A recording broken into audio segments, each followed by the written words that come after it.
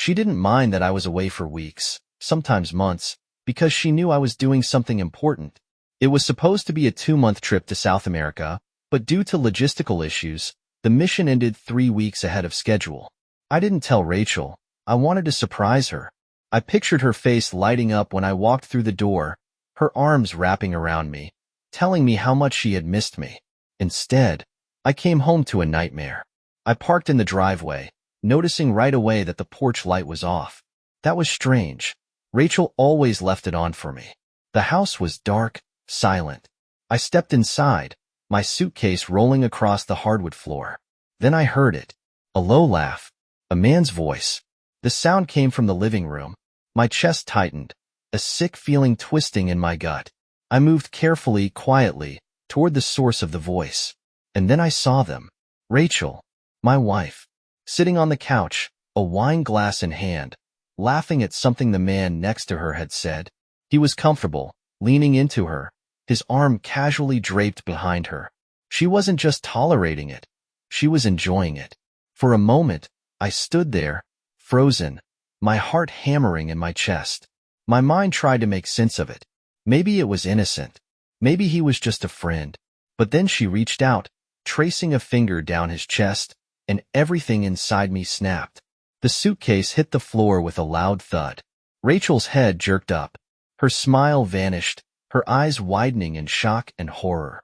"David," she breathed, as if she couldn't believe I was standing there. The man beside her stiffened. He didn't say anything, just stared at me, clearly realizing he had screwed up. I didn't look at him. I only looked at her. "Who the hell is this?" My voice was calm, too calm.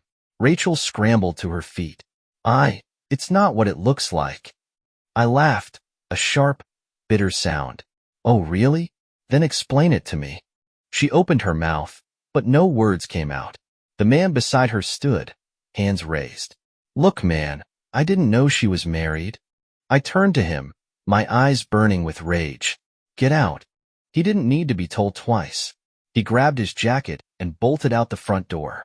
Rachel reached for me, tears in her eyes. "David, please, let me explain." I stepped back. I didn't want to hear it. I had spent years dedicating my life to helping people, believing I had a loyal wife waiting for me at home. But Rachel hadn't been waiting. She had been entertaining other men in my house. And now? She was going to pay. I didn't say a word. Not to Rachel. Not to myself. Not to the rage building inside of me. I grabbed my suitcase, turned around, and walked out the door. She chased after me, barefoot, stumbling onto the porch. "David, please, don't go. Let's talk." I didn't stop. I got into my car, slammed the door shut, and drove. The anger wasn't what scared me. It was the clarity, the ice-cold realization that the woman I had spent 8 years loving, trusting, providing for, had been sneaking around behind my back. And the worst part? I had no idea for how long. That needed to change. I didn't go back home that night. Instead, I checked into a hotel, turned off my phone, and started digging. Rachel thought she was clever, but she had never been careful. I still had access to our shared bank accounts, phone records, cloud storage. And within an hour, I had found everything. Call logs. Hundreds of them. Text messages. Explicit ones. Receipts for hotel rooms, expensive dinners, gifts that I never received. It wasn't just that man on the couch. There had been others. Rachel had been living a double life, using my absences as a free pass to do whatever the hell she wanted. I clenched my jaw, forcing myself to breathe. She had been smiling in my face, telling me she loved me, telling me she was proud of my work, while she was screwing other men. That's when I made my decision. I wasn't just going to leave her. I was going to destroy her. Rachel had built her entire life around being my wife. She was comfortable, financially dependent on me. She didn't have a stable job. She worked part-time at a local boutique, more for fun than necessity. I was the provider, and I was about to rip the floor out from under her. Step 1. Cut her off. By the time Rachel woke up the next morning, she would find that her bank accounts were empty. Her credit cards? Frozen. Her car? In my name. Repossessed. She had no idea that while she was busy cheating, I had been making smart moves with my money. The house? In my name. The savings? Untraceable. Rachel was about to wake up to a nightmare. Step 2. Expose her. Rachel had always cared about her reputation. The perfect wife, the supportive spouse of a charitable man. She had fooled everyone. Not anymore. I compiled every screenshot, text message, call log, hotel receipt, everything she had tried to hide. And I sent them. To her family, to her friends, to her boss. Every person who thought she was sweet, loyal, kind, was about to see her for what she really was. Step 3. The final blow. Rachel thought she was safe in our home. She wasn't. I filed the eviction notice the next morning. She had 2 weeks to pack her things and get the hell out. No money, no car, no support.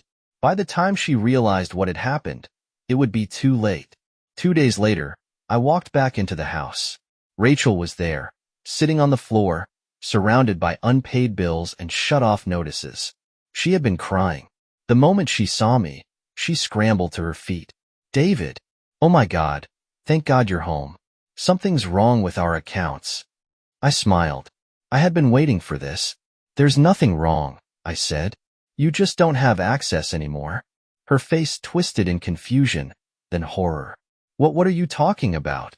I stepped closer, calm, cold, unforgiving. "I know, Rachel." Her lips parted. "Know what?" I tilted my head.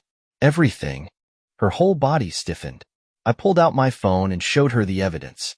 The texts, the hotel bills, the proof. I watched as the color drained from her face. "David, please," she whispered. I was stupid. I can explain." I laughed. Actually laughed. "There's no explanation, Rachel." She reached for me. "I love you." I stepped back, pure disgust in my eyes. "You don't even know what love is." Her phone buzzed. I knew what it was. The messages had been delivered. Her friends, her parents, her boss. She grabbed her phone, her fingers shaking as she read the messages. Then she turned to me, her eyes wide with terror. "David," she choked, "what did you do?" I smiled. "I gave you what you deserved." She started crying, loud, broken sobs. "I have nowhere to go," she whispered. "I have nothing." I turned toward the door, not bothering to look back. "Now you know how it feels." And then I left, because I was already gone. Thank you for listening to the story to the end. Please like, share your thoughts, and subscribe to the channel.